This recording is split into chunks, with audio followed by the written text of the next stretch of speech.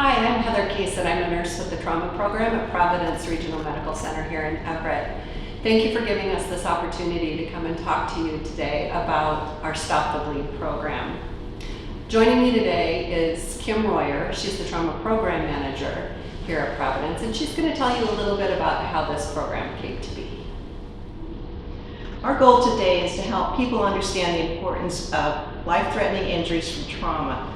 We've all worked with CPR through the American Heart Association, but very few people are aware of how they can prevent loss of life or limb through basic tools that we're going to teach you or show you today. In December of 2012, just a couple weeks prior to Christmas, a 20-year-old gentleman went into the Sandy Hook Elementary School and shot 20 students. These children were ages 6 through 7. He also shot 5 teachers and the principal. He later turned the gun on himself. Prior to this event, he had shot his own mother at home. We have studied what these results of these children's deaths have happened, and most of them we have determined could have been saved potentially if they had been stopped the bleeding at the scene. Since there wasn't anyone to stop the bleeding, these children bled out. So the main trauma center in this area is in Hartford, Connecticut, and it's a level 1 trauma center. Dr. Lentworth Jacobs is the trauma medical director. As he studied the autopsies, he pulled together a consensus group composing of medical, emergency room doctors, trauma surgeons, nurses, and non-medical people, military and non-military, community members. In this Hartford consensus, they developed a program that we're going to share with you. It's called Stop the Bleed. Today, we're going to share with you parts of the program called Stop the Bleed. This is a program that will give you the basic tools that you too can be a hero and save people's lives if they're ever in a situation where they're bleeding to death from a traumatic event. As Kim mentioned, Stop the Bleed is really the result of the work that was done by many agencies in collaboration in the aftermath of the Sandy Hook shooting. The goal was to devise policy that would help increase the likelihood of survival following any kind of traumatic event. It was first launched with courses open to the public in January of 2017. Since that time, it has now been taught in 118 different countries, with over 1 million people being trained in the basics of bleeding control. Here in our community, we launched Stop the Bleed in the fall of 2017. We teach courses on campus at Providence, on average monthly. They are free and open to public and staff alike. Since our first class, we've taught at WSU at the Everett campus for National Stop the Bleed Day in 2018. We've taught at the Safety Fair at Snohomish County PUD. And we were also invited to share at the School Nurses of Washington at their annual conference in the fall of 2019. In addition to this, we've had the opportunity to teach Stop the Bleed and bleeding control basics at a number of school districts here in Snohomish County. So why do we need Stop the Bleed?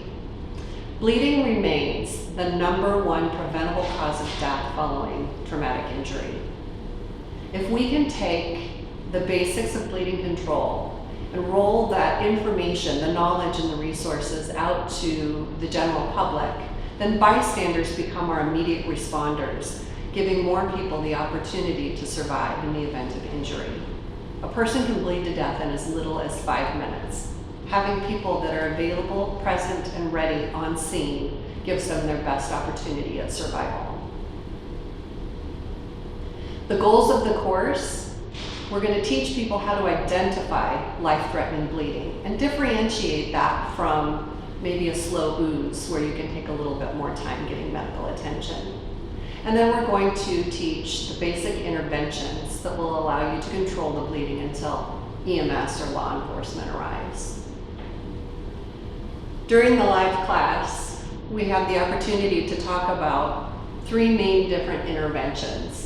And then everybody gets an opportunity to practice them after seeing a demonstration.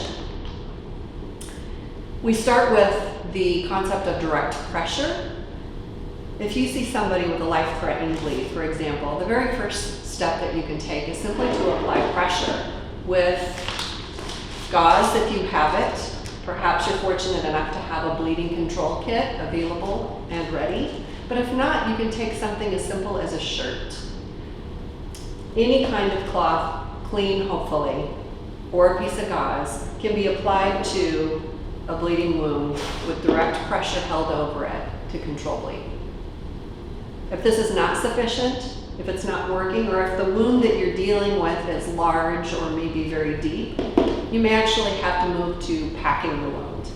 And again, taking gauze or something as simple as a t-shirt, whatever readily available cloth you have, you would simply pack that into the wound, packing and packing, applying as much as you can until you've filled that wound, getting down to the real root of the source of bleeding.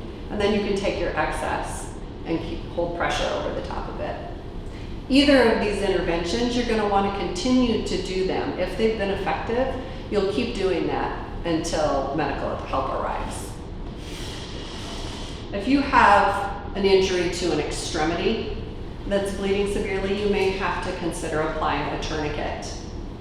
This is an example of a commercially available tourniquet.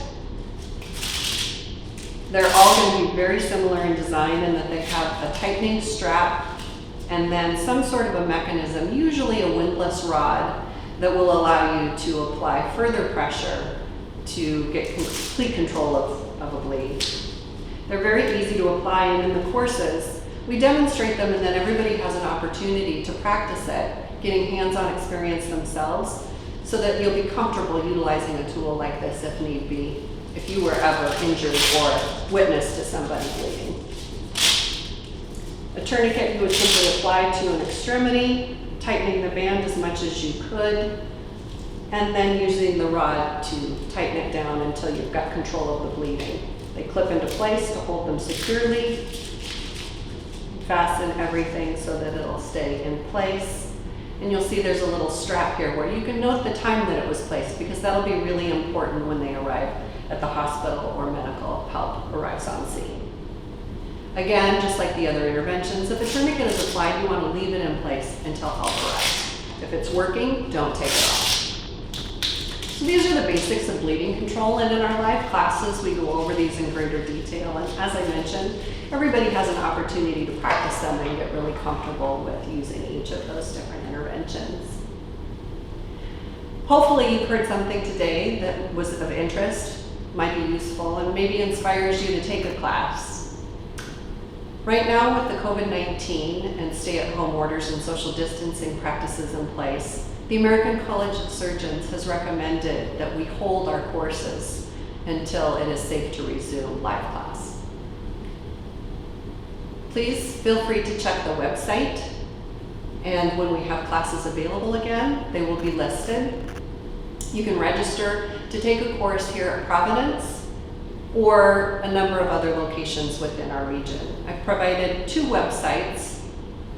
One of them is for Providence, take you directly to the site where you can register for one of our classes, and the other is for bleedingcontrol.org, which is the national site and will allow you the opportunity to see which classes are available throughout the region. We're going to take a moment now to watch a video that tells the story of how 2 people here in our own community were able to utilize what they had learned through Stop the Bleed to save a life when they arrived on the scene of an accident one day. At the end of the video, if we have an opportunity, we'll take a few questions. Thank you. As I pulled up to the top of the hill, I just happened to see there was an accident scene. Joe and Michelle decided to stop and help.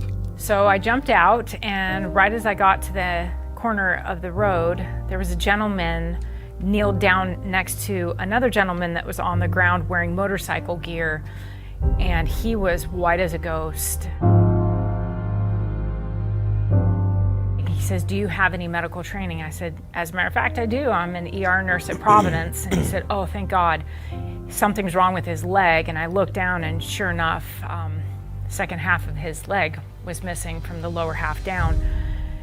And the first thing I could think of is we've got to get something to stop the bleeding right away. Normally we keep trauma type stuff in the back of our vehicle, but we had just bought a new vehicle. And so we took everything out of the old vehicle and we didn't put anything back. So I was just racing, I was running out with rope, dog leashes, all kinds of different things. I looked down at the male patient and I saw that he had a leather belt on, so I took his belt off, put it around the upper part of his thigh so I could cut off his bleeding from there, and just wrenched it down as tight as I could to stop his bleeding. He had already lost a lot of blood and I was really concerned that he wasn't going to make it. And then a new concern. And I heard the male patient yell out, "I love you, babe." And I'm like, oh my goodness, there's another patient. I went over and it was a female patient. And there was a lady stroking her hair, talking to her, just trying to calm her down. And I noticed that she also suffered some trauma. I used the dog leashes to try and make a tourniquet, and I was successful. I asked someone to please get me a stick. They got me a stick so I could twist the tourniquet and get it as tight as I could. Medics arrived. Michelle and Joe just hoped the two would make it to the hospital. They did. And without the tourniquet placement and control of the blood vessel in those legs, these patients may have lost their lives. They both needed immediate blood transfusions.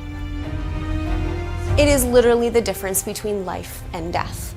When you have a patient who is bleeding, we need to give them blood. And without this, we may not be able to save their lives. Both Michelle and Joe have military and medical training. Michelle had recently taken a Stop the Bleed course, something she recommends to everyone.